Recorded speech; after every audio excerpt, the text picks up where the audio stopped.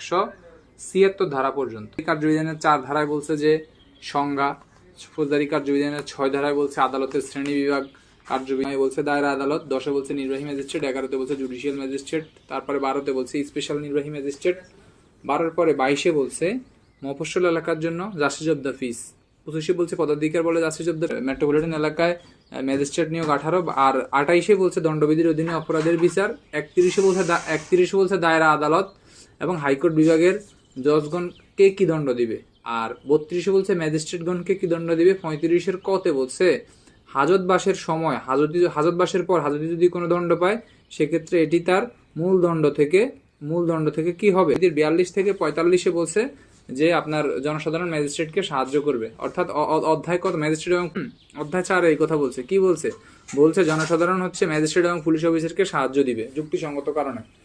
43-এ বলছে জনসাধারণ হচ্ছে অপর জনসাধারণ যখন হচ্ছে পরোয়ানা তামিল করতে যাবে তখন তাকে সাহায্য দিবে। 43-44-এ বলছে জনসাধারণ কতিপয় অপরাধ সম্পর্কে সংবাদ দিবে। আর 45-এ বলছে কতিপয় ব্যক্তি কতিপয় অপরাধ সম্পর্কে সংবাদ দিবে।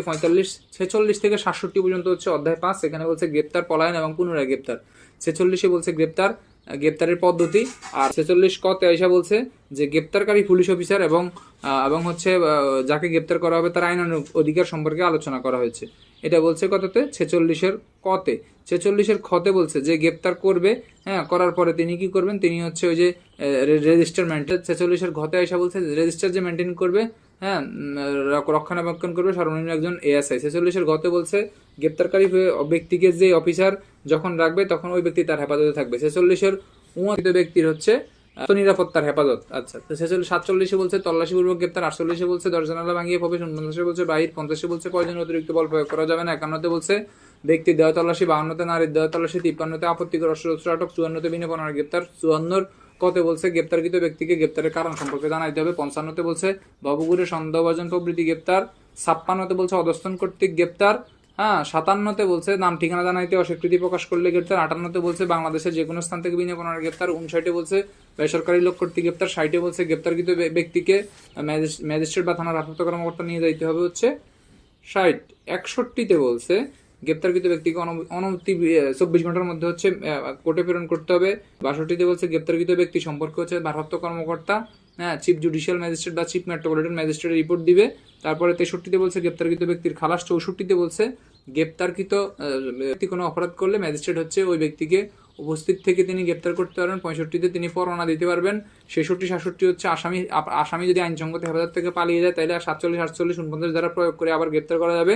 68 থেকে 93 পর্যন্ত হচ্ছে আপনার ওই যে আদালতে হাজির করার বাধ্যবাধকতা বা নিয়ম সমূহ। কততে 68-তে বলছে যে সমন, 69-এ বলছে সমন জারির পদ্ধতি, 70-এ বলছে লটকি সমন জারি, 71-এ বলছে পরিবারের প্রাপ্তবয়স্ক সদস্যের উপর সমন জারি, 72-এ বলছে যে পদতন্ত্র কর্মচারীর উপরে সমন জারি, 73-এ বলছে স্থানীয় সীমার বাইরে সমন প্রেরণ, 74-এ বলছে সমন জারির প্রমাণ, 75-এ বলছে গ্রেপ্তারি পরোয়ানা, 76-এ বলছে জামিনযোগ্য গ্রেপ্তারি পরোয়ানা, 77-এ বলছে এক বা একাধিক ব্যক্তি বা পুলিশ অফিসার কর্তৃক পরোয়ানা জারি, 78-এ বলছে জমির ম্যানেজার জোরদার প্রভৃতি এরূপ ব্যক্তি কর্তৃক হচ্ছে পরোয়ানা জারি, 79-তে বলছে অধস্তন অফিসার দ্বারা পরোয়ানা জারি, 80-তে বলছে পরোয়ানা সারমানো জানাইতে হবে যাকে গ্রেপ্তার করবেন তাকে, 81-তে বলছে গ্রেপ্তারকৃত ব্যক্তিকে অনতি বিলম্বে আদালতে প্রেরণ করতে হবে, 82-তে বলছে বাংলাদেশের যে কোনো স্থান থেকে পরোয়ানামূলক গ্রেপ্তার করবেন, 83-তে বলছে স্থানীয় সীমার বাইরে পরোয়ানা প্রেরণ, 84-তে বলছে স্থানীয় সীমার বাইরে পরোয়ানা কার্যকর, 85-তে বলছে 20 মাইলের বেশি হইলে যে নির্দিষ্ট কিছু ব্যক্তির নিকট হাজির করবেন, 85, 86-তে বলছে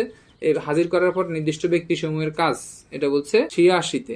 87-তে বলছে আপনার হুলিয়া, 88-তে ক্রোক, 89-তে ক্রোককৃত সম্পত্তি প্রত্যর্পণ, 90-তে সমনের অতিরিক্ত পরোয়ানা জারি, 91-তে বলছে আদালত যাকে হাজিরের জন্য সমন বা পরোয়ানা দিবে তার নিকটতে আদালত ভবিষ্যতে হাজিরের জন্য হচ্ছে কি নিবে, মুসলেকা নিবে।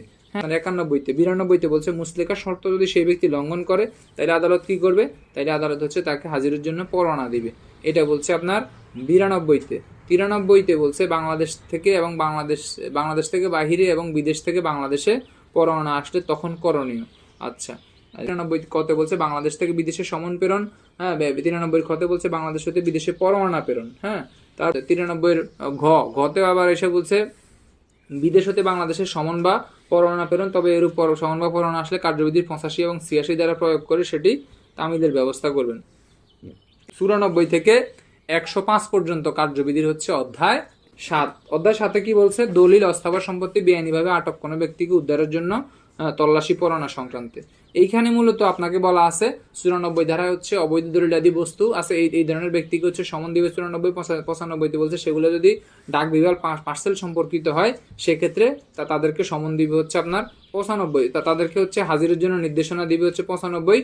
হ্যাঁ, তারপরে 96-তে বলছে যে তল্লাশি পরোয়ানা দিবে 96-তে। 97-তে বলছে তল্লাশি পরোয়ানা নিয়ন্ত্রণের ক্ষমতা। 98-তে বলছে 98 মাল, জাল দলিল, নকল টিকিট, নকল সিল আছে এগুলো হচ্ছে আপনার, হ্যাঁ এগুলো দেখার বিষয় হচ্ছে কততে? 98-তে।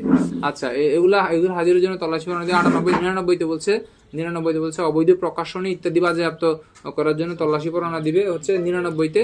তারপর 100-তে বলছে বেআইনিভাবে আটক ব্যক্তি উদ্ধারের জন্য তল্লাশি। 101 বাদ। 102-এ বলছে আবদ্ধ স্থান তল্লাশি। 103-এ বলছে আপনার সাক্ষীদের উপস্থিতি তল্লাশি। 104-এ বলছে ওই যে দলিলাদি হাজির করছে আদালতে, ওই দলিলাদি হচ্ছে আটক করে রাখতে পারবে আদালত চাইলে। 104। 105-এ বলছে ম্যাজিস্ট্রেট যে স্থানের জন্য তল্লাশি পরোয়ানা প্রদান করতে পারেন তিনি চাইলে তার উপস্থিতিতে ওই স্থানটি কি করতে পারেন? তল্লাশি করাইতে পারেন। এটা বলছে আপনার হচ্ছে 105-এ।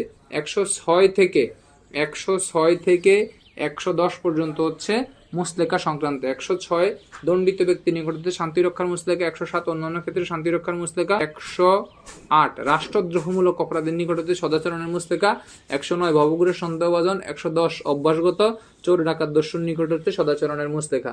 তারপরে আপনি চলে যাবেন হচ্ছে 112-তে বলছে এই যে ব্যক্তিদেরকে আদালত মুসলেকা গ্রহণের নির্দেশ দিবে ওই ব্যক্তিদেরকে আদালত হচ্ছে কারণ দর্শানোর নোটিশ দিবে। 112-তে। 113-তে বলছে সে যদি আদালতে হাজির থাকে তাহলে তাকে সেটি পড়ে শুনাইতে হবে। 114-তে বলছে এই যে সে যদি হাজির না থাকে, হ্যাঁ, তাহলে তাকে আদালত হাজির করার জন্য আদালত কি দিবে? সমন বা পরোয়ানা দিবে। আচ্ছা। 115-তে বলছে 114 ধারা অনুসারে সমন বা পরোয়ানা জারি করতে গেলে তার নোটিশের কপি দিয়ে দিবে। 116-তে বলছে যদি তার উকিলের মাধ্যমে হাজির হয় তাহলে আদালত তার ব্যক্তিগত হাজিরা মওকুফ করে দিবে। 116-এর পর 117-তে বলছে আদালত ওই যে মুসলেকার নির্দেশ গ্রহণের নির্দেশ দিবে হচ্ছে ম্যাজিস্ট্রেট কর্তৃক অনুসন্ধানের নির্দেশ দিবে। 117-তে 118-তে হচ্ছে মুসলেকা গ্রহণ করবে। এইদিকে আর তেমন কিছু দরকার নাই ভাই, সরাসরি চলে যাবেন 124-6। 124-6 বলছে কি ওই যে জামিনে মুক্তিপ্রাপ্ত আসামি জামিনের শর্ত লঙ্ঘন করলে তাকে বিনা পরোয়ানায় গ্রেপ্তার। 126-এ বলছে জামিনদারের অব্যাহতি। যদিও 112 থেকে 126 পর্যন্ত এত ইম্পর্টেন্ট কিছু না, জাস্ট একটু চোখ বুলিয়ে নেবেন। আচ্ছা, তারপর 127 থেকে 132 খুব ইম্পর্টেন্ট, অধ্যায় 9। এখানেই বলছে কি 127-তে হচ্ছে বেআইনি সমাবেশ ছত্রভঙ্গের জন্য মৌখিক আদেশ। 128-এ বলছে বেআইনি সমাবেশ ছত্রভঙ্গের জন্য বেসামরিক শক্তি প্রয়োগ। 128। 129-এ বলছে বেআইনি সমাবেশ ছত্রভঙ্গের জন্য সামরিক শক্তি প্রয়োগ। ঠিক আছে।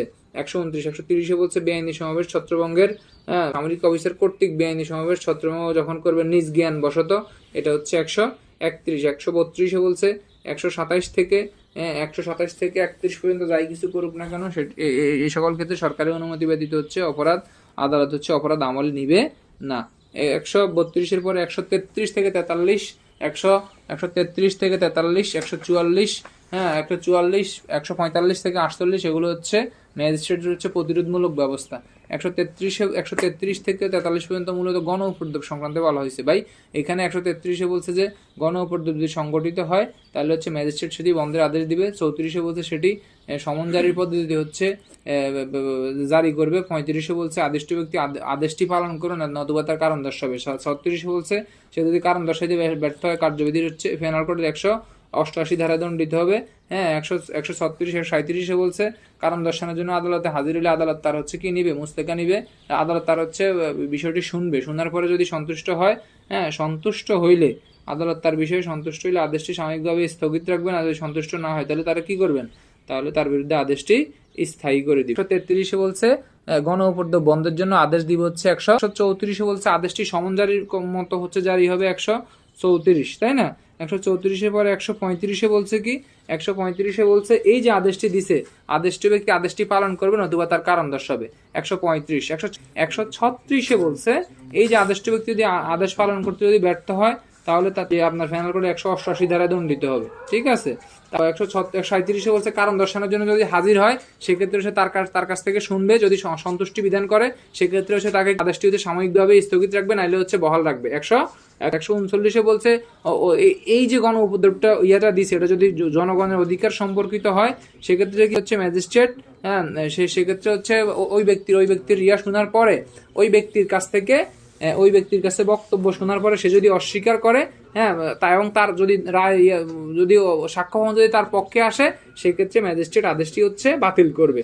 হ্যাঁ, এরপরে 140-এ বলছে এই যে 139-এর ক ধারা মোতাবেক যে আদেশটি দেওয়ার পরেও পুনর্বহাল করার পরেও যদি সে যদি আদেশটি অমান্য করে, সেক্ষেত্রে তার সম্পত্তি ক্রোক করে, হ্যাঁ, ম্যাজিস্ট্রেট হচ্ছে এটি হচ্ছে নিষ্পত্তি করতে পারবে। 142 বলতে তদন্ত সাপেক্ষে ব্যবস্থা। 133 ধারা ম্যাজিস্ট্রেট যে আদেশটি দিয়েছে, এই আদেশটি দেওয়ার পরে, হ্যাঁ, তিনি যদি দেখেন যে এটি মানে এটি অতীব গুরুত্বপূর্ণ, এটি গণ উপদ্রব, তাহলে তিনি সাথেই কোনো ধরনের হচ্ছে ব্যবস্থা গ্রহণ না করে তিনি সাথেই হচ্ছে তাৎক্ষণিক তদন্ত সাপেক্ষে তিনি এটি বন্ধের আদেশ দিবেন। আর 143-এ বলছে এই যে গণ উপদ্রব করছে, এই গণ উপদ্রব যাতে ভবিষ্যতে না করে, সেই জন্য তিনি কি করবেন, গণ উপদ্রব পুনরাবৃত্তি না করার জন্য নির্দেশ দিবেন। 144 ধারায় বলছে জরুরি আদেশ সংক্রান্তে, 144, 145-এ বলছে স্থিতি আদেশ সংক্রান্তে, 145, 146-এ বলছে স্থাবর সম্পত্তি সংক্রান্ত যদি বিরোধীয় সম্পত্তিতে হচ্ছে ক্রোকের আদেশ দিয়ে আপনার হচ্ছে আদালত হচ্ছে স্থাবর সম্পত্তির বিরোধ নিষ্পত্তি করতে পারবেন। 146-এ 147-এ বলছে এই ধরনের সম্পত্তি আদালত হচ্ছে নোটিশ দিয়ে হচ্ছে এই ধরনের বিরোধ নিষ্পত্তি করবে। 147, 148-এ বলছে এই যে বিরোধীয় সম্পত্তিতে হচ্ছে ম্যাজিস্ট্রেট সরাসরি গিয়ে সরজমিনে অনুসন্ধান করবে। 148-এ 149 থেকে মূলত আমাদের ইম্পর্টেন্ট ইস্যু শুরু হয়ে গেছে। 149 ধারা থেকে অধ্যায় 13তে 149-এ বলছে পুলিশ আমলযোগ্য অপরাধের প্রতিরোধ করবে, যথাসাধ্য প্রতিরোধ করবে। 149-এ, হ্যাঁ, 150-এ বলছে আমলযোগ্য অপরাধের সংবাদ ঊর্ধ্বতন কর্তৃপক্ষকে জানাবে। 151-তে বলছে আমলযোগ্য অপরাধ প্রতিরোধ করতে গিয়ে পুলিশ বিনা প্রমাণে গ্রেপ্তার করবে। 152-তে বলছে পুলিশ হচ্ছে সরকারি সম্পত্তির ক্ষতিসাধন রোধ করবে। 152, 153-তে বলছে 153-তে বলছে অফিসার ইনচার্জ কর্তৃক থানা এলাকায় অবৈধ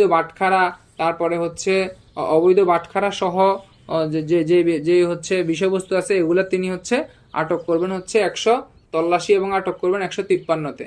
154 থেকে 176 পর্যন্ত হচ্ছে অধ্যায় 14, মোস্ট ইম্পর্টেন্ট অধ্যায় ফর অল স্টুডেন্টস।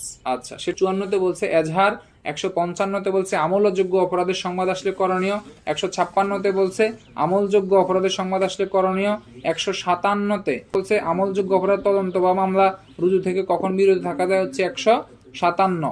157-এর পরে হচ্ছে 158-তে বলছে এই ধরনের তদন্ত থেকে বিরত থাকলে আপনি হচ্ছে যে রিপোর্ট দিবেন তার পদ্ধতি হচ্ছে 158-তে। 159-এ বলছে রিপোর্ট দেওয়ার পরে ম্যাজিস্ট্রেট কি করবে, ম্যাজিস্ট্রেট হচ্ছে পুনরায় হচ্ছে তিনি অনুসন্ধান কার্যক্রম করবেন। 160-এ বলছে ম্যাজিস্ট্রেট কর্তৃক সাক্ষ্য গ্রহণের জন্য সাক্ষীদেরকে সমন দিবেন। 160, 161 বলছে ম্যাজিস্ট্রেট অফিসার কর্তৃক হচ্ছে সাক্ষ্য গ্রহণ। 161, 162-তে বলছে পুলিশ অফিসার যে সাক্ষ্য নিবেন, ওই সাক্ষ্যতে হচ্ছে সাক্ষীদের স্বাক্ষর গ্রহণ করা যাবে না। 163-তে বলছে সাক্ষীদেরকে ভয়ভীতি প্রলোভন প্রতিশ্রুতি দেওয়া যাবে না। 164-এ বলছে ম্যাজিস্ট্রেট কর্তৃক দোষ স্বীকারোক্তি। 164, 165-তে বলছে থানার অফিসার ইনচার্জ মামলার আইন কর্তৃক নিজ থানা এলাকায় তল্লাশি। 165, 166-তে বলছে কি, 166-তে বলছে যে এই যে অপর থানা এলাকায় এরূপ তল্লাশি অপর থানা এলাকায় করা যাবে। 166, 167-তে বলছে রিমান্ড বা জিজ্ঞাসাবাদ। 168-তে বলছে থানার মধ্যে সকল তদন্ত করার পর ঊর্ধ্বতন কর্তৃপক্ষ বা ওসি স্যারকে বিষয়টি অবগত করবেন। এটা বলছে 168-তে।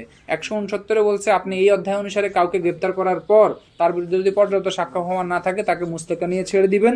100 হচ্ছে কততে বলছে, এটা বলছে 169। 170-এ বলছে 170-এ দেখবেন বলা আছে এই অধ্যায় অনুসারে কাউকে গ্রেপ্তার করার পর পর্যাপ্ত সাক্ষ্য প্রমাণ পেলে তাকে কি করবেন, তাকে ম্যাজিস্ট্রেট আদালতে প্রেরণ করবেন। এটা বলছে 170-এ।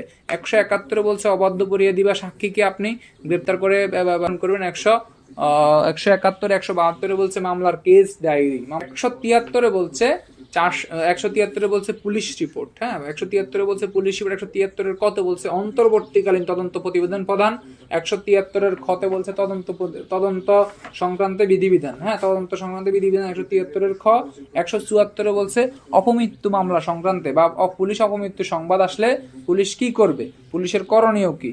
174, 175-এ বলা আছে এই যে অপমৃত্যু ঘটছে, অপমৃত্যু সংক্রান্ত হচ্ছে হ্যাঁ পুলিশ হচ্ছে সাক্ষী নিয়ে সুরতাল রিপোর্ট তৈরি করবে। আচ্ছা, 176-এ বলছে ম্যাজিস্ট্রেট কর্তৃক হচ্ছে হ্যাঁ মৃত্যুর কারণ সম্পর্কে অনুসন্ধান।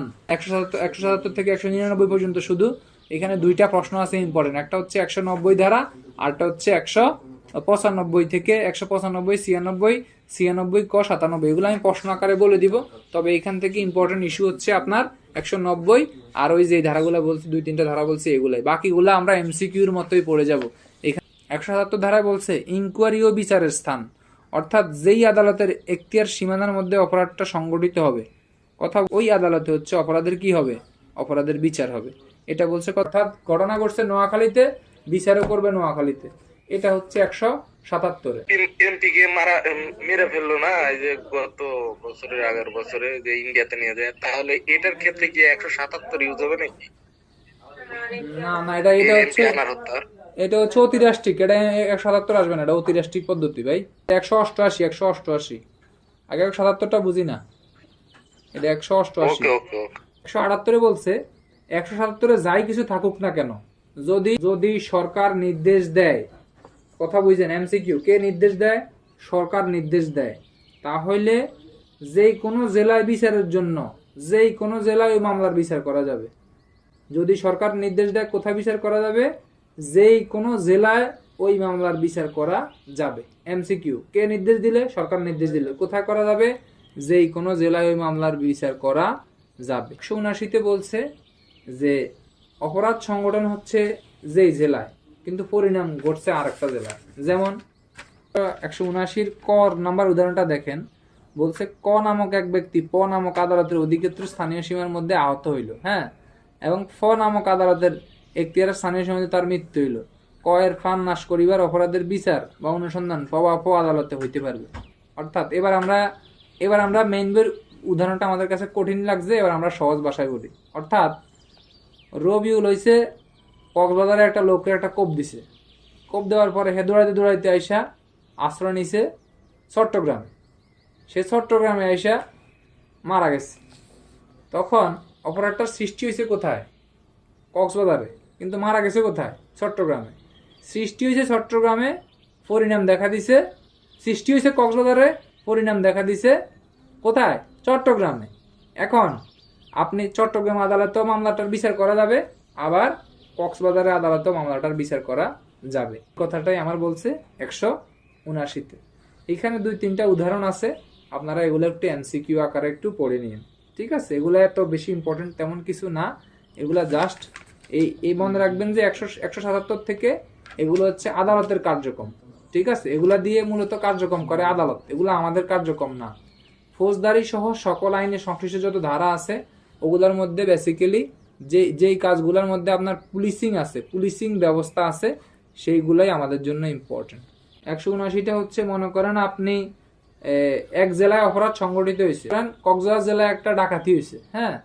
এখন এই ডাকাতিটা হয়েছে কক্সবাজার জেলায়, ওইখানে একজন হচ্ছে এই গুলিবিদ্ধ হয়েছে, গুলিবিদ্ধ বডিটারে নিয়ে আইছে মনে করেন আপনার ইয়েতে চট্টগ্রামে, ওই ব্যক্তিটা চট্টগ্রামে মারা গেছে, ঠিক আছে। এই যে মারা গেছে চট্টগ্রামে, তাহলে তার পরিণামটা দেখা দিচ্ছে কোথায়, চট্টগ্রামে।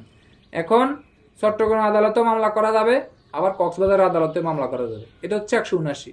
আর 177-এ হয়েছে নোয়াখালীতে অপরাধ হয়েছে, নোয়াখালীতে অপরাধ সংগঠন হয়েছে, নোয়াখালীতে বিচার, নোয়াখালী আদালতে বিচার করা যাবে। 178-এ বলছে 177-এ যাই কিছু থাকুক না কেন, সরকার নির্দেশ দিলে যেই কোনো এলাকার দ্বারা আদালতে বিচার করা যাবে। বাজারে হইছে চট্টগ্রামে যায়, সে হইছে ওখানে মামলা করতে হবে, এটা কি ভিকটিমের সুবিধা একটা নাকি? না না না, এটা হচ্ছে আদালতের নির্দেশনা, ভিকটিমের সুবিধার্থে না। অপরাধের সাথে যদি আরেকটা অপরাধ সম্পর্কযুক্ত হয়, যেমন হেলাল ভাই চুরি করছে হচ্ছে কক্সবাজারে, চোরাই মাল আইনা বিক্রি করছে আপনার চট্টগ্রামে, তাইলে কক্সবাজারে সে চুরি করছে, এটা একটা অপরাধ। আবার ওই যে চোরাই মালটা বিক্রি করছে চট্টগ্রামে, তাহলে এইটা তার আরেকটা অপরাধ। তাইলে একটা অপরাধের সাথে যদি অন্য একটা অপরাধ সম্পর্কযুক্ত হয়, তাহলে যেই আদালতের অধীনে প্রথম অপরাধটি সংগঠিত হয়েছে, ওই আদালতে অপরাধের বিচার করতে হবে। অর্থাৎ সে চুরি করছে কক্সবাজার থেকে, মালটা আইনা বিক্রি করছে চিটাগাংয়ে, এখন কক্সবাজার আদালতে অপরাধের বিচার করতে হবে। এই কথাটাই আমার এইখানে 180-র খ 180-র খ ধারায় কিন্তু এখানে বলা আছে, খ উদাহরণে কিন্তু বলা আছে, ঠিক আছে। এই হচ্ছে আমার 180। এগুলা জাস্ট একটু সূচি আকারে জাস্ট একটু মনে রাখবেন ভাই। খ ডাকাতের দলভুক্ত হওয়া, হেফাজত হইতে পলায়ন প্রবৃত্তি। এখানে অনেকগুলো কথা বলছে, এগুলো একটু এমসিকিউ নিয়ে। সেটা কি? ঠগ হওয়া, ঠগের সদস্য হওয়া, হ্যাঁ, ঠগ কর্তৃক নরহত্যা করা, হ্যাঁ, তারপরে আপনার ওই যে ডাকাতি করা, তারপরে নরহত্যা সহ ডাকাতি করা, ডাকাতের দলভুক্ত হওয়া, এগুলো সব এমসিকিউ। হেফাজত হইতে পলায়ন করার অপরাধে যেই এলাকার মধ্যে এই ধরনের অপরাধ সংগঠিত হবে ওই এলাকায় বিচার হবে। ঠিক আছে, এই যে সিমিলার কয়েকটা অপরাধের কথা বলছে, এগুলো একটু এমসিকিউ আকারে নিয়েন ভাই। এটা জাস্ট একটু মনে রাখবেন, অপরাধগুলোর কথা মনে রাখবেন, আর যে আদালতে হবে সেই আদালতে তো বিচার হবে, এটা আপনার জানা। 181-তে 182-তে বলছে কি? অপরাধের স্থান যখন অনিশ্চিত, অপরাধের স্থান যখন চলমান, অর্থাৎ কক্সবাজার থেকে বন্ধুরা বাসে উঠছে, একই বাসে ডাকাতে উঠছে, বাসে উঠছে কক্সবাজার থেকে, হ্যাঁ, বন্ধুরা উঠছে ডাকাতে উঠছে, ওই বাস চলতেই আছে। এখন চিটাগাংয়ে কিন্তু ডাকাতি শুরু হয়েছে। চট্টগ্রামে আইসা একজনের গাড়ি থেকে নামাই দিছে, তার একটা হাত কোপ দিছে, তাকে গুরুতর আহত করছে, তাকে একজনে নামাই দিছে। তারপরে ফেনীতে আইসা তারা আরো 2 জনকে গুলি করে হত্যা করছে। এই যে অপরাধের যে ক্রমবর্ধমান অপরাধের চলমান রয়েছে, কথা বুঝেন, এই যে অপরাধগুলো যে চলমান রয়েছে, এই একটা ইস্যু আছে। আরেকটা হচ্ছে অপরাধ যখন একাধিক কাজের সমষ্টি, অর্থাৎ এক জায়গায় তারা ডাকাতি শুরু করছে, অপরাধটা চলতেই আছে, এই চলমান যখন প্রক্রিয়া থাকবে, তখন কি হবে? তখন কোনো দায়ের আদালতে অপরাধের বিচার করা যাবে। আপনি কক্সবাজারও করতে পারেন, চিটাগাংও করতে পারেন, ফেনীও করতে পারবেন, আবার আপনি ওই যে ইয়াটাতেও করতে পারবেন, ঢাকার আদালতও যে আপনি করতে পারবেন। অপরাধের স্থান এইখানে নির্দিষ্ট নয়, অপরাধটা চলতেই আছে, চলমান প্রক্রিয়া। এটা হচ্ছে আপনার 182 ধারা। এবং 183 ধারায় কি বলছে? 183 বলছে অপরাধী কর্তৃক ভ্রমণকালে যদি কোনো অপরাধ সংঘটিত হয়, কি হয়? অপরাধী কর্তৃক যদি ভ্রমণকালে, কি কালে? ভ্রমণকালে। এখন এই ভ্রমণকালে যদি কোনো অপরাধ সংঘটিত হয়, তাহলে যেই এলাকার মধ্যে অপরাধটা সংঘটিত হয়েছে, ওয়ান কাইন্ড অফ আপনার ওই যে ঠগ, চুরি, ডাকাতি এগুলার মতো, যে এলাকায় অপরাধটা সংঘটিত হবে ওই এলাকার আদালতে বিচারটা আপনার করতে হবে। 177 বলছে যে এলাকার মধ্যে অপরাধ সংঘটিত হবে ওই এলাকায় বিচার হবে। ঠিক আছে, এটা বলছে কত? 177। 178 বলছে 177 যাই কিছু থাকুক না কেন, কোথায় থাকুক না কেন, 177 যাই কিছু থাকুক না কেন, সরকার নির্দেশ দিলে যে কোনো দায়ের আদালতে অপরাধের বিচার করা যাবে। 178। 179-তে বলছে এই যে অপরাধের এক জেলায় অপরাধ হয়েছে, অন্য জেলায় পরিণাম দেখা দিছে, এক্ষেত্রে যেখানে পরিণাম দেখা দিছে, হ্যাঁ, সেখানে অপরাধের বিচারটা যে আদালতের মধ্যে অপরাধটা হয়েছে অথবা যে আদালতের মধ্যে পরিণাম দেখা দিছে, যে কোনো এক জায়গায় অপরাধের বিচারটা করা যাবে। আচ্ছা, 180-তে বলছে একটা অপরাধের সাথে আরেকটা অপরাধ সম্পর্কযুক্ত, তাহলে এই ক্ষেত্রে যেখান থেকে অপরাধটার উৎপত্তি হয়েছে ওইখানে অপরাধটার বিচার করতে হইব। 181-তে বলছে কি? যে ঠগ, চুরি, ডাকাতি, হ্যাঁ, এগুলা যে এলাকায় সংগঠিত হয় সে এলাকায় বিচার করতে হইব। 181-তে 182-তে বলছে অপরাধ যখন চলমান, অপরাধের স্থান যখন অনিশ্চিত, তখন যেই কোনো দায়রা আদালতে বিচার করতে পারবে। 182-তে 182-তে 183-তে বলছে এই যে মনে করেন ভ্রমণকালে যদি কোনো অপরাধী কর্তৃক যদি কোনো অপরাধ সংগঠিত হয়, হচ্ছে যে এলাকায় অপরাধটি সংগঠিত হবে ওই এলাকায় বিচারটা করবে। 185-তে কি বলছে? মনে করেন এই যে এতক্ষণ ধরে আমরা পড়ছি কার কোথায় বিচার হবে, 185-তে 184 বাদ ভাই, 185-তে এসে বলে দিছে এই যে মনে করেন এই যে দুইটা আদালতের মধ্যে নোয়াখালীর দায়রা জজ বলতেছে যে নোয়াখালীতে বিচার হবে, আবার কুমিল্লার দায়রা জজ বলতেছে কুমিল্লাতে বিচার হবে।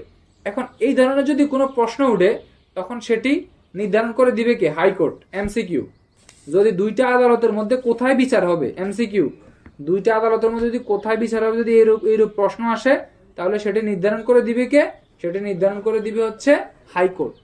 ঠিক আছে, 185 ধারা থেকে একটা এমসিকিউ কিন্তু বারবার পদোন্নতি পরীক্ষায় আসে। সেটা কি?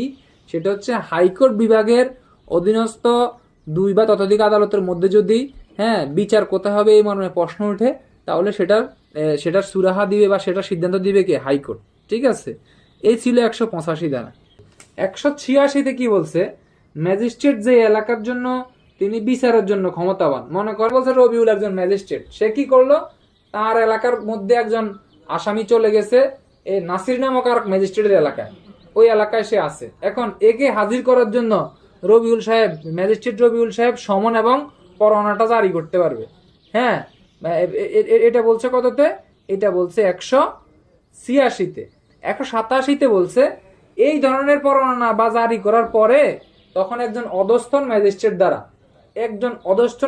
দ্বারা এই ধরনের পরোয়ানা প্রেরণের ব্যবস্থা তিনি করতে পারবেন। এটা বলছে 187-তে। ওই যে 188-তে আইসা বলছে আমার বন্ধু নাসিরে, বলছে বাংলাদেশের থেকে এক লোক যায় ইন্ডিয়া মার্ডার করছে। এইটাই হচ্ছে পেনাল কোডের ফৌজদারি কার্যবিধান 188-তে। দেখবেন এইখানে বলছে এই আইনের অতি রেস্ট্রিক্ট প্রয়োগ।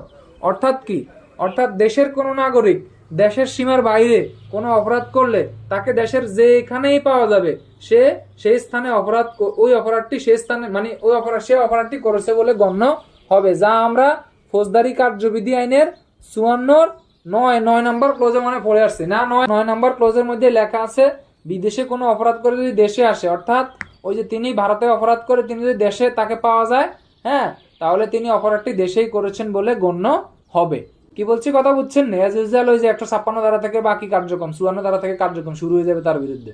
ঠিক আছে, এখন এইখানে আপনাদের প্রশ্ন থাকতে পারে, যেমন বাংলাদেশ থেকে একটা জাহাজ গেছে লন্ডনে, বাংলাদেশ থেকে জাহাজ যায় না, বাংলাদেশ থেকে বোয়িং 787 গেছে, হ্যাঁ, বিমান গেছে লন্ডনে অথবা আমেরিকায় অথবা অন্য কোনো দেশে, বিমান গেছে, জাহাজ গেছে অথবা অন্য কোনো স্থলযান গেছে, হ্যাঁ, এই যে গেছে, বাস গেছে, এগুলার মধ্যে করে যাইয়া যদি কেউ কোনো অপরাধ করে আবার দেশে ফিরে, সে অপরাধটা দেশে করছে বলেই গণ্য হবে।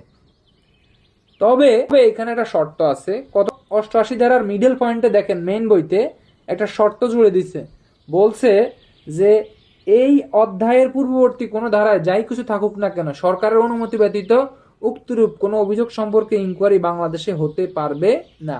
অর্থাৎ এই ধারার অধীনে যদি কোনো অপরাধ আদালত আমলে নেয়, সেক্ষেত্রে সরকারের অনুমতি ব্যতীত, কার অনুমতি ব্যতীত, এমসিকিউ আসতে পারে। বিদেশ হতে কোনো একজন ব্যক্তি অপরাধ করে বাংলাদেশে ফিরলে তার বিরুদ্ধে অভিযোগ গঠন করা হয়, এরূপ অভিযোগ সম্পর্কে ইনকোয়ারি, হ্যাঁ, কার অনুমতি ব্যতীত করা যাবে না, সরকারের অনুমতি ব্যতীত করা যাবে না। এটা বলছে 188-তে। এই শেষ লাইনে একটা আইনের কথা বলা আছে, তবে এই লাইনটা বুঝতে হলে একটু পড়তে হবে ভাই। বলছে এই ধারণা সারে কোনো ব্যক্তির বিরুদ্ধে কোনো ব্যবস্থা গ্রহণ করা হলে, অপরাধটা যদি বাংলাদেশে করা হইতো তাহলে যদি উক্ত ব্যবস্থা একই ব্যক্তির বিরুদ্ধে একই অপরাধের জন্য পরবর্তী ব্যবস্থার পক্ষে প্রতিবন্ধক হয়, তাহলে উক্ত ব্যবস্থা বাংলাদেশের বাইরে কোন স্থানে কৃত অপরাধের জন্য তার বিরুদ্ধে 1974 সালের বিদেশি অপরাধী বই সমর্পণ আইন অনুসারে ব্যবস্থা গ্রহণের পক্ষে প্রতিবন্ধক হবে। বাংলাদেশে কয়দিন আগে একটা ক্রুশাল মার্ডার হয়েছে, মার্ডার হইয়া মনে করেন আমরা জানি না ফয়সাল করিম মার্ডার করছে কিনা, এটা এখনো প্রমাণিত বিষয় না, আমরা ধরে নিলাম সে হচ্ছে মার্ডারার। সে আছে কোথায়? সে আছে বর্তমানে ধরে নিলাম সে ভারতে, আমরা এটাও জানি না সে ভারতে আছে কিনা, আমরা কিন্তু সব ধরে নিলাম। এখন এই যে সেই ব্যক্তি যে ভারতে আছে, ভারত থেকে সে যদি বাংলাদেশে আসে, কথা বুঝেন, ভারত থেকে সে যদি বাংলাদেশে আসে, তার অপরাধের বিচারটা আপনি 188 ধারার প্রথম ক্লোজ পর্যন্ত করে ফেলবেন, অসুবিধা নেই। কিন্তু 188 ধারার দ্বিতীয় শর্তের মধ্যে এসে বলছে এক লোক ভারতে মার্ডার করছে, বাংলাদেশের নাগরিক, কথা বুঝেন, বাংলাদেশের নাগরিক, সে ভারতে মার্ডার করছে।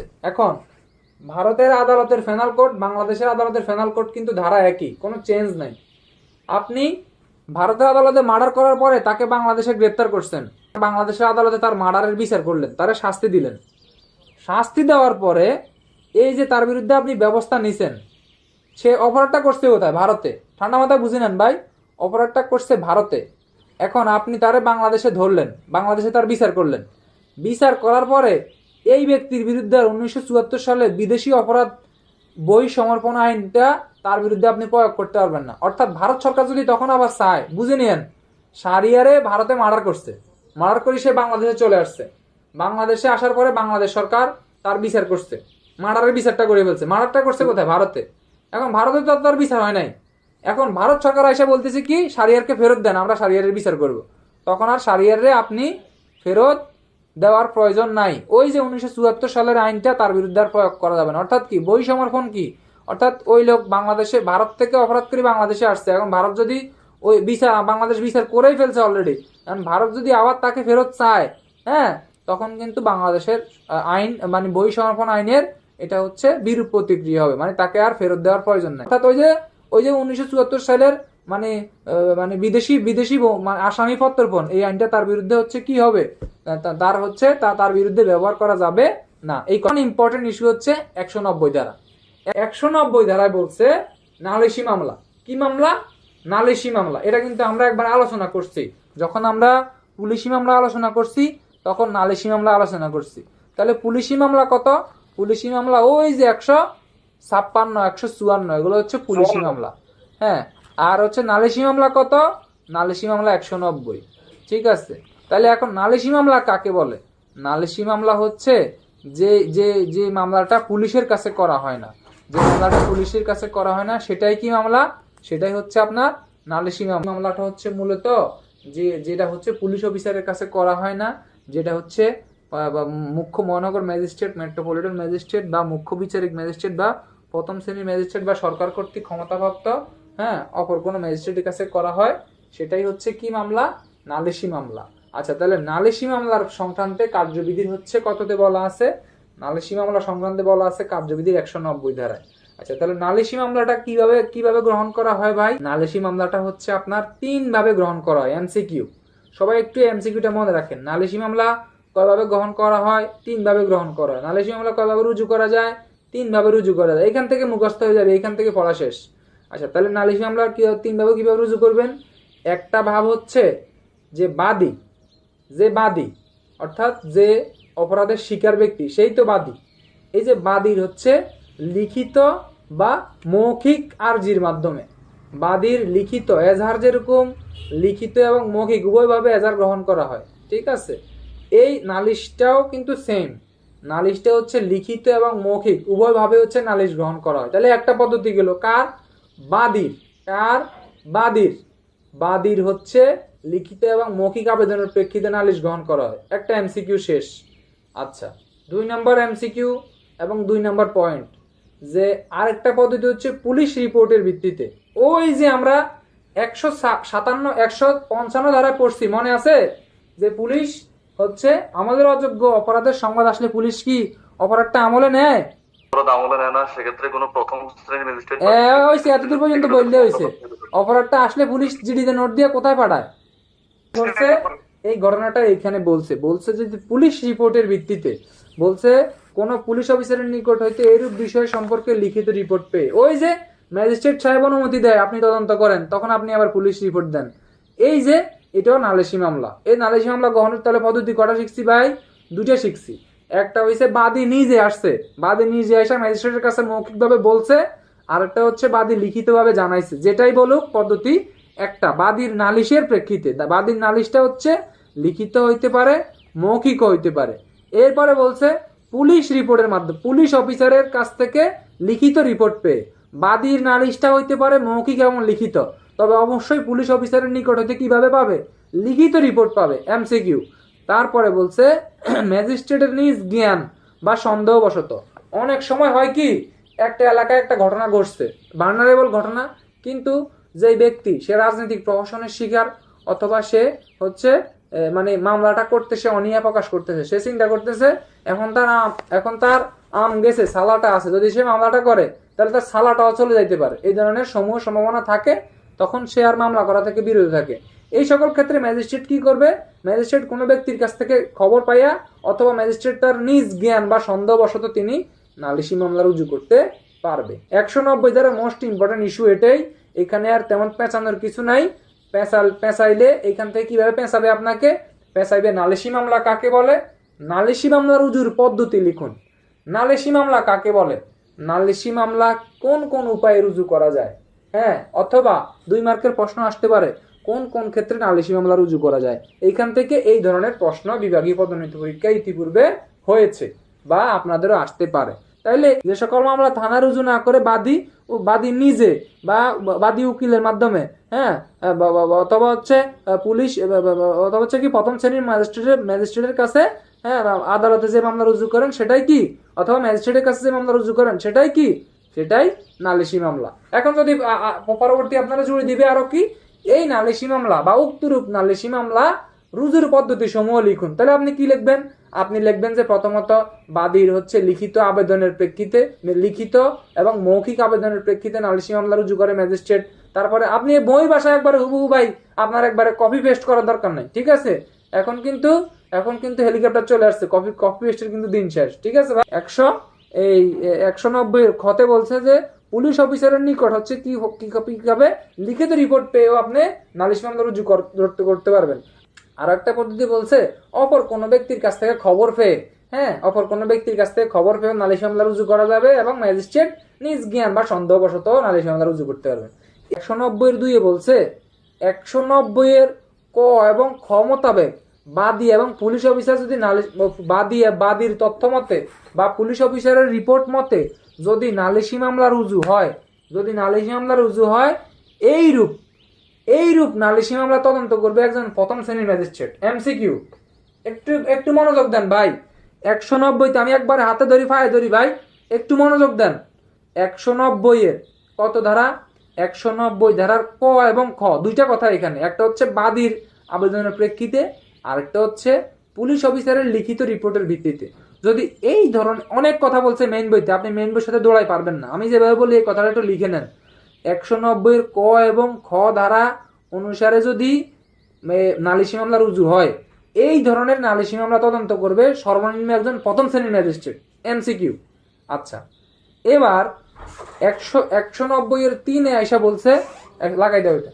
190-3 আইসা বলছে যে যদি প্রথম দুইটা ক আর খ বাদ যদি ঘ উপধারার মধ্যে যদি অপরাধ আমলে নেয়, তাহলে অর্থাৎ অপর কোনো ব্যক্তি বা ম্যাজিস্ট্রেট যদি নিজ জ্ঞান বশত যদি হচ্ছে নালিশি মামলা রুজু করা হয়, তাইলে এইরূপ নালিশি মামলা বিচার করতে পারবে সর্বনিম্ন দ্বিতীয় শ্রেণীর ম্যাজিস্ট্রেট।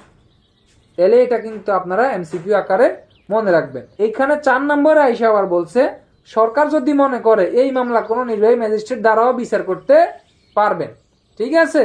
এই কথাটা কিন্তু আপনাদেরকে 4 নম্বর পয়েন্টে 177 থেকে 188 পর্যন্ত যা পড়ছি এগুলার চাইতে 190টা ভেরি ভেরি ইম্পর্টেন্ট, একবারে 3 স্টার দিয়ে রাখেন, এখান থেকে প্রশ্ন আসে ভাই। আচ্ছা, এখন 190টা কি? 190টা হচ্ছে নালিশি মামলা। 190টা কি? ম্যাজিস্ট্রেট কর্তৃক অপরাধ আমলে নেওয়ার পদ্ধতি। 190টা কি? নালিশি মামলা রুজুর পদ্ধতি। 190টা কি? ম্যাজিস্ট্রেট কর্তৃক অপরাধ আমলে নেওয়ার পদ্ধতি সমূহ কি? এগুলা সব 190। আচ্ছা, তারপরে বলছে কি 190তে বলছে যে ম্যাজিস্ট্রেট কর্তৃক অপরাধ সাধারণত 3 ভাবে আমলে নেবে। একটা হচ্ছে বাদীর হচ্ছে নালিশের প্রেক্ষিতে, আর একটা হচ্ছে পুলিশের লিখিত রিপোর্টের প্রেক্ষিতে, আর একটা হচ্ছে অপর কোনো ব্যক্তির কাছ থেকে খবর পেয়ে অথবা ম্যাজিস্ট্রেটের নিজ জ্ঞান বশত। ঠিক আছে, এই 3টা কথা আপনাদেরকে মনে রাখতে হবে। 190-2 বলছে যদি উপধারা 190-1 ক এবং খ উপধারা অনুসারে যদি অপরাধ আমলে নেয়, নালিশি মামলা রুজু হয়, সেক্ষেত্রে তদন্ত করবে সর্বনিম্ন একজন প্রথম শ্রেণীর ম্যাজিস্ট্রেট। আর 3 আইসা বলছে যে যদি উপধারা 1 ঘ অনুসারে অপরাধ আমলে নেওয়া হয়, তাহলে তদন্ত করে একজন দ্বিতীয় শ্রেণীর ম্যাজিস্ট্রেট। 190 সাইডে আইসা বলছে যে 1, 2, 3 যাই কিছু থাকুক না কেন, সরকার চাইলে একজন নির্বাহী ম্যাজিস্ট্রেট দ্বারাও এই ধরনের অপরাধ বিচার করতে পারবে। তাহলে এখানে আর এমসিকিউ রিটেন যাই আসুক আমরা ইনশাল্লাহ লিখতে পারবো। এখন রবিউল সাহেব একটা ভাবসাব নিয়ে আছে, তিনি ম্যাজিস্ট্রেট সাহেব। এখন আলিয়ার যে মনে করেন রবিউলের এই আদালতে কি করতে পারবে না, সারিয়ার হচ্ছে বলবে যে রবিউল সাহেব আপনাকে তো আমার পছন্দ হয় না। কি হয় না কেন ভাই? তখন আপনি একটা লিখিত আবেদন দেন, সারিয়ার আসামি আপনি একটা লিখিত আবেদন দেন। আপনি একটা আবেদন দেওয়ার পরে তখন আপনি রবিউলের ম্যাজিস্ট্রেট বাদে সমমানের আরেকটা ম্যাজিস্ট্রেটের কাছে আপনি হচ্ছে বিচার প্রার্থনা করতে পারবেন যে আমি এই ম্যাজিস্ট্রেটের কাছে আমার বিচার না হইয়া অন্য ম্যাজিস্ট্রেটের কাছে আমি বিচার প্রার্থনা করি। এটা কিন্তু আসামির কি ভাই? আইনগত অধিকার। হ্যাঁ, ঠিক আছে, দারুণ বলছেন, এটা আসামির আইনগত অধিকার। এই যে আসামি আপনার রবিউলকে পছন্দ হচ্ছে না, রবিউল নামক ম্যাজিস্ট্রেটকে পছন্দ হচ্ছে না, সে নাসির নামক ম্যাজিস্ট্রেটকে পছন্দ হচ্ছে, বা আরেকজনের কাছে সে বিচার প্রার্থনা করবে, এটা হচ্ছে আসামির আইনগত অধিকার। ঠিক আছে, এখন 192-তে বলছে ম্যাজিস্ট্রেটও কি করতে পারবে? ম্যাজিস্ট্রেট হচ্ছে মামলাটা হস্তান্তর করতে পারবে ভাই। ম্যাজিস্ট্রেট হচ্ছে তার যে অধস্তন ম্যাজিস্ট্রেট আছে, ম্যাজিস্ট্রেট তার আদালতে যে অধস্তন ম্যাজিস্ট্রেট আছে, ওই অধস্তন ম্যাজিস্ট্রেট দ্বারাও কিন্তু মামলা তদন্ত করাইতে পারবে।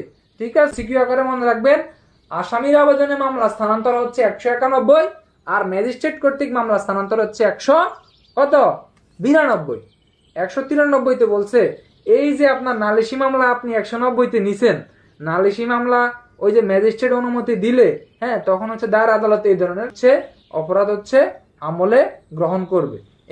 এটা কিন্তু কিছু কিছু কিছু জজ মজের কথা এখানে বলা আছে। এখানে কোনো কিছু দরকার নাই আপনার, আপনি জাস্ট এতটুকু সিম্পলি মনে রাখেন যে যখন আপনাকে অনুমতি দিবে ওই নালিশি মামলার গ্রহণকারী ম্যাজিস্ট্রেট, তখন হচ্ছে দায়ের আদালত হচ্ছে এই ধরনের অপরাধ কি নিবে, এই ধরনের অপরাধ আমলে নিবে। ঠিক আছে, এই ধরনের অপরাধ আমলে নিবে, এটা বলছে 193।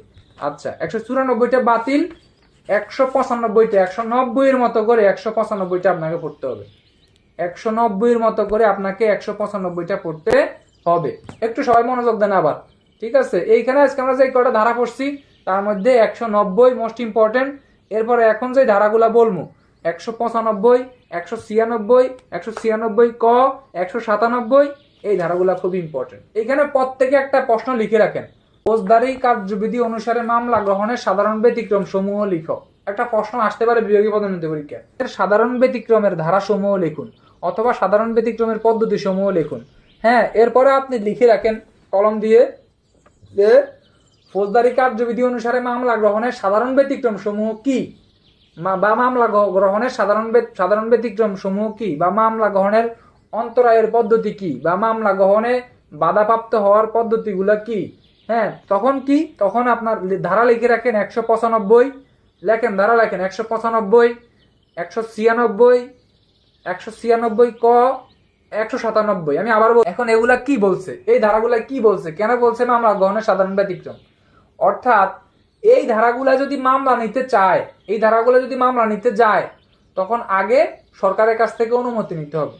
সরাসরি আদালতে এই ধারাগুলা মামলা নিতে পারবে না। এই কথাটাই আমার এইখানে বলছে। কোথায় বলছে? 195তেও বলছে, 196তেও বলছে, 96 কতেও বলছে এবং 97তেও বলছে। তাহলে একদম বলা আছে যে সরকারি কর্মচারীর আইনসঙ্গত কর্তৃত্ব অবমাননার দায়ে মামলা। অনেক কঠিন একটা কথা বলছে, তাই না? অনেক কঠিন একটা কথা বলছে। এখন এই কথাটা কিন্তু এখানে অনেকে বুঝবে না। কি বলছে ভাই? বলছে সরকারি কর্মচারীর আইনসঙ্গত কর্তৃত্ব অবমাননার দায়ে মামলা। ঠিক আছে, 172 থেকে আপনারা অনেকে ফেনাল কোড পড়া নাই, বা আইনসঙ্গত মানে কি, মানে আইনানুগভাবে, কর্তৃত্ব মানে কি, কাজ, অবমাননা মানে কি, অবহেলা করছেন, হ্যাঁ, দায় মামলা। অর্থাৎ সমন আপনারা সমন জারি করছে, হ্যাঁ, সাক্ষী হওয়ার জন্য আপনারা সমন দিছে, আপনি হাজির হইলেন না, এই যে এটা একটা অপরাধ। এই যে অপরাধ, এই ধরনের যে অপরাধগুলো আছে, অর্থাৎ সরকারি কর্মচারী আইনানুগভাবে কার্যক্রম করতে গেলে আপনি অবহেলা করছেন, আপনি অমান্য করছেন, এই ধরনের যে অপরাধগুলো আছে, এই ধরনের অপরাধে আদালত যখন মামলা গ্রহণ করবে, তখন হচ্ছে কি করবে ভাই? সরকারের অনুমতি ব্যতীত এই ধরনের অপরাধ কি গ্রহণ করা যাবে না। এই একটা কথা বলছে। 195 খতে বলছে, দেখবেন, ন্যায় বিচার চাওয়ার জন্য কোনো ব্যক্তি 193 থেকে 188 ধারা, কোন 93? পেনাল কোডের 193 থেকে 288 ধারার সংক্রান্ত উচ্চতর আদালতের আদেশ ব্যতীত সংশ্লিষ্ট আদালতের বিরুদ্ধে কোনো মামলা করতে পারবে না। অর্থাৎ নাসির আদালতে একটা মামলা করছে, হ্যাঁ, এখন ওই আদালতে মিথ্যা সাক্ষ্য, আপনি যে মিথ্যা সাক্ষ্য দিচ্ছেন, মিথ্যা সাক্ষ্য দানের বিরুদ্ধে আপনার বিরুদ্ধে দায়ের আদালতে একটা মামলা করে, দায়ের আদালত আপনার বিরুদ্ধে একটা রায় দিছে। রায় দেওয়ার পরে আপনি দায়ের আদালতের বিরুদ্ধে আবার হাইকোর্টে যাই আপনি কোনো ধরনের কোনো আদেশ নিয়ে আসতে পারবেন না সরকারের অনুমতি ব্যতীত। ঠিক আছে, এই কথাটা বলছে 195 খতে। 195 ঘতে বলছে সাক্ষ্য প্রমাণ দাখিলের পর কোনো ব্যক্তি আদালতের বিরুদ্ধে মামলা করতে পারবে না। অর্থাৎ নাসির একটা মামলার বাদী, ওই মামলার সকল সাক্ষ্য প্রমাণ গ্রহণ হয়ে গেছে। গ্রহণ হওয়ার পরে আদালত যখন মামলার রায় দিবে বা রায় দেওয়ার পক্ষে আছে, তখন আপনি নাসির আদালতের বিরুদ্ধে হচ্ছে কোনো ব্যবস্থা নিতে পারবেন না। এই কথাগুলাই কিন্তু আমাদের এইখানে বলছে। তাহলে মূলত বিষয়টা কি দাঁড়াইছে? বলছে সাক্ষ্য প্রমাণ দাখিলকৃত সম্পর্কে কতিপয় অপরাধের মামলা, এই ধরনের অপরাধও কি, এই ধরনের মামলাও কি করা যাবে না ভাই? এই ধরনের মামলা হচ্ছে সরকার এবং সরকার কর্তৃক সময়ে সময়ে ক্ষমতাপ্রাপ্ত অফিসারের অনুমতি ব্যতীত হচ্ছে করা যাবে না। ঠিক আছে, এটা বলছে 195-তে। অর্থাৎ ওই যে সাকপাইনি 167 ধারা আমরা পড়ছি না, যে কোনো বিষয় একবার হচ্ছে আদালতে গৃহীত হওয়ার পরে, হ্যাঁ, ওই ধারা হচ্ছে ওই বিষয়ে কিন্তু আপনার মিথ্যা প্রমাণ হওয়ার আগ পর্যন্ত আপনার ওইটা প্রমাণিত। 167 ধারা মনে পড়েন নাই ভাই, বুঝবেন না, মাথার উপর দিয়ে যাবে। যাই হোক, এখন সিম্পলি বুঝেন না, একবারে সিম্পল ভাবে বুঝেন যে কোনো একটা ব্যক্তি সরকারি কর্মচারী, হ্যাঁ, সে কি করলো, সে তার আইনানুগ কাজ করলো, আপনি সেটি অমান্য করলেন। এই আপনি যে অমান্য করছেন, হ্যাঁ, এই আপনার অমান্য করাটার বিরুদ্ধে হচ্ছে আদালত হচ্ছে কোনো অপরাধ কি নিতে পারবে না, আমলে নিতে পারবে না সরকারের অনুমতি ব্যতীত। এটা হচ্ছে 195-তে বলছে এই কথাটা। 196-তে বলছে রাষ্ট্রদ্রোহ। আমাদের দেশে কয়দিন আগে একটা ঘটনা ঘটছে, ওই যে রাষ্ট্রদ্রোহমূলক যদি কোনো কিছু হয়, তাহলে ওই একই কথা, সরকার এবং সরকার কর্তৃক এই বিষয়ে বিশেষভাবে ক্ষমতাপ্রাপ্ত কোনো অফিসারের আদেশ বা কর্তৃত্ব দায়েরকৃত নালিশ ব্যতীত কোনো আদালত এই ধরনের অপরাধ আমলে নিবে না। অর্থাৎ রাষ্ট্রদ্রোহ যত অপরাধ আছে, রাষ্ট্রের বিরুদ্ধে কোনো কিছু প্রচার করছেন, রাষ্ট্রের বিরুদ্ধে কোনো কিছু বলছেন, রাষ্ট্রের বিরুদ্ধে কোনো কিছু আপনি শেয়ার করছেন, অনলাইনে শেয়ার করছেন, এই যে এগুলো যে আপনি করবেন, এগুলা করলে আপনার হচ্ছে সরকার এবং সরকার কর্তৃক এই বিষয়ে ক্ষমতাপ্রাপ্ত কোনো অফিসারের আদেশ ব্যতীত আপনি কি করতে পারবেন না ভাই, এই ধরনের মামলা হচ্ছে আদালত হচ্ছে আমলে নিবে না। আচ্ছা, এরপরে বলছে কি, এরপরে বলছে 196-ক অপরাধমূলক ষড়যন্ত্র। কি মূলক ষড়যন্ত্র? অপরাধমূলক ষড়যন্ত্র। এখন এই যে অপরাধমূলক ষড়যন্ত্রটা আসলে কি?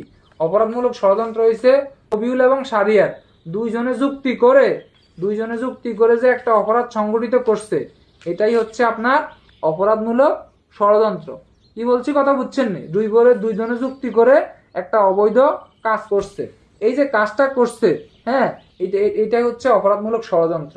ঠিক আছে, এই অপরাধমূলক ষড়যন্ত্র যদি কোনো অপরাধ হয়, কথা বুঝছেন ভাই, অপরাধমূলক ষড়যন্ত্র যদি কোনো অপরাধ হয়, তাইলে এই ধরনের অপরাধও ওই যে একই কথা, সরকার এবং সরকার কর্তৃক ক্ষমতাপ্রাপ্ত কোনো অফিসারের অনুমতি ব্যতীত আদালত হচ্ছে আমলে নিবে না। 196-র খতে এসে বলছে, 196-র খটা পরে পড়ি, আগে 197-টা পড়ি, তাইলে মজা লাগবে। 197-তে বলছে বিচারক, মেহেদী একজন বিচারক, যেভাবে মেহেদী একজন বিচারক, রবিউল একজন সরকারি কর্মচারী, তারা কি করলো, তারা তাদের কার্যক্রম পরিচালনা করতে গেছে।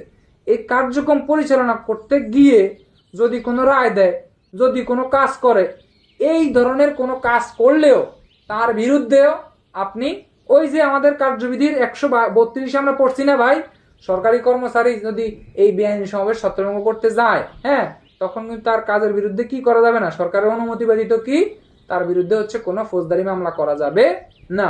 এই কথাটাই আপনার এইখানে বলছে যে সরকারি বিচারক এবং সরকারি কর্মচারী তার কর্তব্য পালনকালে বিচারক যদি কোনো রায় দেয় বা সরকারি কর্মচারী যদি কোনো কাজ করে, তাহলে এই ধরনের কাজের বিরুদ্ধে হচ্ছে মামলা করা যাবে, আদালতের অনুমতি ব্যতীত, হ্যাঁ, মামলা করা যাবে না। 2 নম্বর পয়েন্টে একটা কথা বলছে, 100 কততে ভাই, 197-2-এ বলছে যদিও এই ধরনের মামলা হয়, তাহলে মামলাটা কার দ্বারা পরিচালনা হবে, হ্যাঁ, কোথায় পরিচালনা হবে, হ্যাঁ, এবং কোন আদালতে মামলার বিচার হবে, এগুলার সকল কিছু নির্ধারণ করবে সরকার। এগুলা হচ্ছে সরকার এগুলা নির্দিষ্ট করে দিবে। ঠিক আছে, তাহলে এমসিকিউ একটা আসতে পারে, বিচারক এবং সরকারি কর্মচারীর বিরুদ্ধে সাধারণত সরকারের অনুমতি ব্যতীত কর্তব্য কালে কোনো কাজের বিরুদ্ধে সরকারের অনুমতি ব্যতীত হচ্ছে মামলা করা যাবে না। ঠিক আছে, তাইলে হচ্ছে করা যাবে না। এখন এখানে আরেকটা কথা বলছে, যদি এ ধরনের মামলা সরকারের অনুমতি নিয়ে করা হয়, তবে উক্তরূপ মামলার বিচার কোন আদালতে হবে তা নির্দিষ্ট করে দিবেন কে? সরকার, রাষ্ট্রপতি, প্রধানমন্ত্রী, কোনটি নয়, এমসিকিউ, সরকার। ঠিক আছে, তাইলে 195 থেকে 196 থেকে 96 ক থেকে 97, এখানে 4টা কথা বলছে। মামলার গ্রহণের সাধারণ ব্যতিক্রম, অর্থাৎ কখন মামলা গ্রহণ থেকে বিরত থাকা যায়। 195-তে বলছে সরকারি কর্মচারীর কর্তৃত্ব অবমান অধ্যায় এই সকল কাজের বিরুদ্ধে আপনি আদালতের অনুমতি, আপনি যদি এখান থেকে যদি প্রশ্ন আসে যে মামলা গ্রহণের সাধারণ ব্যতিক্রম কি, অর্থাৎ ফৌজদারি কার্যবিধি আইন অনুসারে কোন কোন ক্ষেত্রে মামলা গ্রহণ থেকে আপনি বিরত থাকবেন বা বিরত থাকা যায়, যদি এই প্রশ্নটাই আসে, তাহলে আপনি কিভাবে লিখবেন, উত্তরটা কিভাবে দিবেন বলে দিই।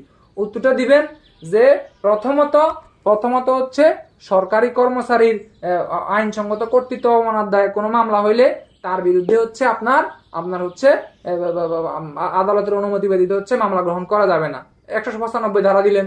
তারপরে দিলেন কেউ যদি রাষ্ট্রদ্রোহীমূলক কোনো অপরাধ করে, হ্যাঁ, তার বিরুদ্ধে মামলা গ্রহণ করতে সরকারের অনুমতি ব্যতীত করা যাবে না। তারপরে লিখবেন কেউ যদি অপরাধমূলক ষড়যন্ত্রমূলক কোনো অপরাধ করে, হ্যাঁ, তার বিরুদ্ধে হচ্ছে মামলা গ্রহণ করতে হইলে, হ্যাঁ, আদালতের অনুমতি ব্যতীত মামলা গ্রহণ করা যাবে না। 197তে লিখবেন বিচারক বা সরকারি কর্মচারী তার কর্তব্য পালন করে যদি কোনো কি করেন, যদি হচ্ছে অপরাধ করেন, এরূপ কৃতকার্যের বিরুদ্ধে হচ্ছে কি করা যাবে না, হচ্ছে মামলা করা যাবে, আদালতের অনুমতিতে মামলা করা যাবে না। এই ছিল আমাদের মামলা গ্রহণের সাধারণ ব্যতিক্রম সংক্রান্তে। এখন আসেন 196 খতে কি বলছে। 196 খতে বলছে যখন কোনো অপরাধের ক্ষেত্রে 196 ক অর্থাৎ রাষ্ট্রদ্রোহিতার কোনো অপরাধে বা 196 ক ধারা মূলে এই যে আপনার ওই যে ইয়ার কথা বলছে, অপরাধমূলক ষড়যন্ত্রের কথা বলছে, যদি এই ধরনের কোনো অপরাধ আমলে নেওয়া হয়, এমসিকিউ নেন 196 এবং 196 ক ধারার কোনো অপরাধ যদি আদালত আমলে নেয়, তাহলে জেলা ম্যাজিস্ট্রেট কে অনুমতি দিবে ভাই? জেলা ম্যাজিস্ট্রেট অনুমতি দিবে। কাকে অনুমতি দিবে? ইন্সপেক্টরের নিম্ন পদস্থ কর্মকর্তা নয়, অর্থাৎ ইন্সপেক্টরের নিম্নে নয়। 196 এবং 96 ক ধারা অনুসারে যদি কোনো অপরাধ আমলে নেয়, তাহলে তদন্ত করবেন সর্বনিম্ন একজন ইন্সপেক্টর, এমসিকিউ সর্বনিম্ন একজন পুলিশ ইন্সপেক্টর, ঠিক আছে। তবে আরো বলছে এইরূপ কোন পুলিশ অফিসার দ্বারা প্রাথমিক তদন্তের আদেশ দিতে পারে না। আরো বলছে এরূপ ক্ষেত্রে উক্ত পুলিশ অফিসারের 155 ধারা 3 উপধারা বর্ণিত ক্ষমতা থাকবে। অর্থাৎ যে তদন্ত তারা দিছে, সে তদন্ত করতে গেলে এমসিকিউ 196 ক এবং 196 ধারার মামলা তদন্ত করতে গেলে পুলিশ অফিসারের নিম্নের কোন ক্ষমতাটাই থাকবে না। ক, বিনা পরোয়ানায় গ্রেপ্তারের ক্ষমতা থাকবে না। খ, অপরাধটি আমলযোগ্য অপরাধের মধ্যে তদন্ত করবে। গ, অপরাধটি তদন্ত করে ম্যাজিস্ট্রেটের নিকট রিপোর্ট দিবে। গ, কোনটি নয়। উত্তর হচ্ছে ক। এই ধরনের এমসিকিউ আসলে আপনাদের মাথা 360 ডিগ্রি অ্যাঙ্গেলে কিন্তু ঘুরতে থাকবে। এই যে মেইন বইয়ের মধ্যে স্পষ্ট আকারে এটা বলে দিচ্ছে। ধারা হয়েছে 190, 2 নম্বর ইম্পর্টেন্ট ধারা হয়েছে 195, 196, 196 ক, 196 খ, 197, ঠিক আছে। এই ধারাগুলো ইম্পর্টেন্ট, আগে যা পড়ছেন সব কিন্তু যা বলছি তাই। এখন আসেন, আমরা আমাদের আজকের আলোচ্য বিষয় ছিল হচ্ছে ফৌজদারি কার্যবিধি আইনের 177 ধারা থেকে, অর্থাৎ অধ্যায় হচ্ছে 15 থেকে। অধ্যায় 15 থেকে আমরা আলোচনা করছি কি? আমরা আলোচনা করছি ইনকোয়ারি এবং বিচারের ফৌজদারি আদালতের অধিক্ষেত্র সম্পন্ন এলাকার গুলার কথা বলছে, যার আলোচনা করা হয়েছে 177 থেকে 199 পর্যন্ত, ঠিক আছে। বাকি দুইটা ধারা 98 এবং 99 কালকে আলোচনা করবো। এগুলো সূচি আকারে মুখস্থ করবেন, তবে প্রশ্ন আকারে পড়বেন 190। আমি একটু রিভিশন দিয়ে দেই। সেটা বলছে 177 বলছে যেই আদালতের এখতিয়ারের দিন সীমাদানের মধ্যে অপরাধ সংঘটিত হয়েছে ওই আদালতে বিচার হবে 177। 178 বলছে 177 যাই কিছু থাকুক না কেন সরকার নির্দেশ দিলে যে কোনো আদালতের এলাকার মধ্যে অপরাধের বিচার করা যাবে 178। 179 বলছে একটা এলাকার মধ্যে অপরাধ সংঘটিত হয়েছে আর এক এলাকায় পরিণাম দেখা দিয়েছে, এক্ষেত্রে যে কোনো একটা আদালতে বিচার করা যাবে। 180 বলছে একটি অপরাধের সাথে আরেকটি অপরাধ সম্পর্কযুক্ত হইলে, হ্যাঁ, যে এলাকার মধ্যে একটি অপরাধ সম্পর্কযুক্ত ছিল ওই এলাকায় হচ্ছে অপরাধের বিচারটা করবেন। 181 বলছে ঠগ হওয়া, ডাকাত, চোর এরকম যে কোনো অপরাধ সংগঠিত হয়, হ্যাঁ, তাইলে হচ্ছে যে আদালতের এলাকায় অপরাধটি সংগঠিত হয়েছে সে আদালতের এলাকায় করবেন 181। 182 বলছে, 182 কি বলছে ভাই? 182 বলছে অপরাধের স্থান যখন অনিশ্চিত, অপরাধটি যখন চলমান, তখন হচ্ছে যে কোনো একটি আদালতে বিচার করা যাবে। 183 বলছে ভ্রমণকালে সংগঠিত অপরাধ যে এলাকায় হবে ওই এলাকায় বিচার করবে। 184 বা 85 বলছে ম্যাজিস্ট্রেট যে কোনো আসামিকে হচ্ছে হাজিরের জন্য, যে কোনো আসামি বিচারের জন্য ক্ষমতাবান, সেই আসামিকে তিনি সমন বা পরোয়ানা দিয়ে ডাকতে পারবেন। 180 বলছে হাইকোর্ট বিভাগের 2 বা ততোধিক আদালতের মধ্যে যদি হচ্ছে কোথায় অপরাধের বিচার হবে এই সংক্রান্ত যদি কোনো প্রশ্ন ওঠে তবে তার সুরাহা করবে হচ্ছে হাইকোর্ট। 185। 186 বলছে ওই যে, হ্যাঁ, যে কোনো ব্যক্তির হচ্ছে তো মানে বিচারের জন্য ক্ষমতাবান যে ম্যাজিস্ট্রেট তিনি ওই ব্যক্তিকে হাজির করার জন্য তিনি হচ্ছে কি করবেন, তিনি হচ্ছে এই যে আপনার সমন বা পরোয়ানা দিতে পারবেন হচ্ছে 86, 187 বলছে এইরূপ পরোয়ানা অধস্তন ম্যাজিস্ট্রেট কর্তৃক প্রেরণের ব্যবস্থা করবেন। 187, 188 বলছে বা মানে এই অপরাধের অতি রাষ্ট্রিক প্রয়োগ বা বাংলাদেশের কোনো নাগরিক বাইরে অপরাধ করে দেশে ফিরলে অপরাধটি তিনি দেশেই করেছেন বলে গণ্য হবে। 188, 190 বলছে নালিশি মামলা এবং নালিশি মামলা তদন্তের প্রক্রিয়া অথবা ম্যাজিস্ট্রেট কর্তৃক অপরাধ আমলে গ্রহণের প্রক্রিয়া, এটা বলছে 190। 190 এর পরে বলছে 191 বলছে আসামির আবেদনে মামলা স্থানান্তর। 190, 191, 192 বলছে ম্যাজিস্ট্রেট কর্তৃক মামলা স্থানান্তর। 192, 193 কি বলছে ভাই?